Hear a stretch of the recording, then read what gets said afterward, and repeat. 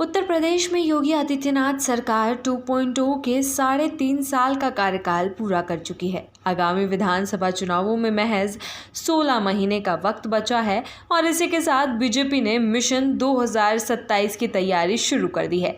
सरकार का लक्ष्य तीसरी बार सत्ता में वापसी कर एक नया राजनीतिक रिकॉर्ड बनाना है। इसके लिए पार्टी संगठन, सरकार और संघ तीनों स्तरों पर रणनीति बनाई जा रही है। सरकार और भाजपा ने मिशन 2027 की रणनीति के पहले चरण के रूप में पंचायत चुनाव को केंद्र में रखा है। आमतौर पर यह देखा गया है कि प्रदेश में जिसकी सरकार होती है, पंचायत चुनावों में उसी पार्टी को बढ़त मिलती है। ऐसे में भाजपा इन चुनावों के जरिए एक बार फिर माहौल बनाने की कोशिश करेगी। इसके साथ ही राज्यसभा चुनाव भी अगले साल प्रस्तावित हैं, जिसमें भाजपा को विधानसभा में संख्या बल के आधार पर स्पष्ट बढ़त मिलनी तय मानी जा रही है। पार्टी इन चुनावों को भी अपनी ताकत दिखाने के अवसर के रूप में देख रही है। सीएम योगी आदित्यनाथ खुद मिशन की कमान संभाले हुए हैं, वहीं प्रधानमंत्री नरेंद्र मोदी, गृह मंत्री अमित शाह और रक्षा मंत्री राजनाथ सिंह जैसी पार्टी के शीर्ष नेतृत्व भी प्रदेश में लगातार सक्रिय रहेंगे। बड़े प्रोजेक्ट्स के शिलान्यास और लोकार्पण के बहाने चुनावी सभाएं आयोजित की जाएंगी, जिससे जनता के बीच सरकार की उपलब्धियों को सीधे पहुंचाया जा सके। योगी सरकार इस बार संगठन और सरकार के बीच बेहतर तालमेल पर जोर दे रही है। सीएम खुद सरकार से जुड़ी शिकायतों को सुनकर समाधान की कोशिश कर रहे हैं। यही नहीं, मुख्यमंत्री सभी जिलों में दौरा कर स्थानीय जनप्रतिनिधियों और अधिकारियों से फीडबैक ले रहे हैं।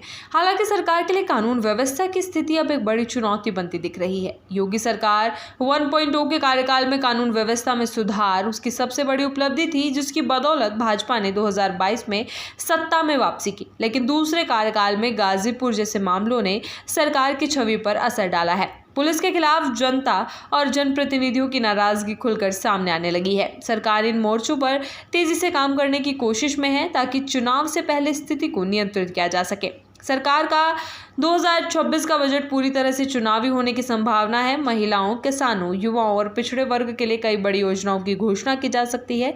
मध्य प्रदेश की लाडली बहना योजना जैसी योजना लागू करने का दबाव भी है, लेकिन योगी सरकार इससे हटकर कोई नई योजना ला सकती है जो गेम चेंजर साबित हो। विशेष रूप से महिलाओं और युवाओं को ध्यान में रखकर योजनाएं तैयार की जा रही हैं। लोकसभा चुनाव में भाजपा की हार के पीछे आउटसोर्सिंग भर्तियों को एक बड़ा कारण माना गया था। योगी सरकार ने इससे सबक लेते हुए आउटसोर्सिंग भर्ती निगम का गठन किया है और आरक्षण के साथ साथ कर्मचारियों को ईपीएफ, ईएसआई और मातृत्व अवकाश जैसी सुविधाएं देने की घोषणा की है। इसके अलावा सभी विभागों में रिक्त पदों पर स्थायी भर्ती के निर्देश भी जारी किए गए हैं। शिक्षक दिवस पर शिक्षकों को कैशलेस इलाज की सुविधा देने की घोषणा की गई है।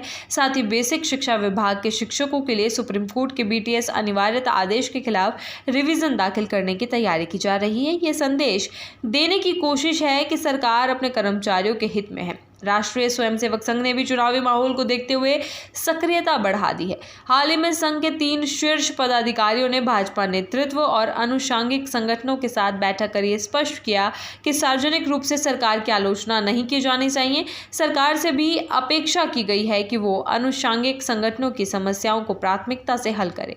योगी सरकार ने अब तक भाजपा के संकल्प पत्र 2022 के 131 में से 120 घोषणाएं पूरी कर दी हैं। बेटियों को स्कूटी देने की घोषणा इस साल के बजट में शामिल की गई। वहीं पुरोहित कल्याण बोर्ड समेत करीब 11 अन्य योजनाएं आगामी बजट में शामिल की जा सकती हैं। इस पूरी रणनीति से स्पष्ट है कि भाजपा और योगी सरकार 2027 में सत्ता की हैट्रिक लगाने के लिए जमीन तैयार कर रहे हैं।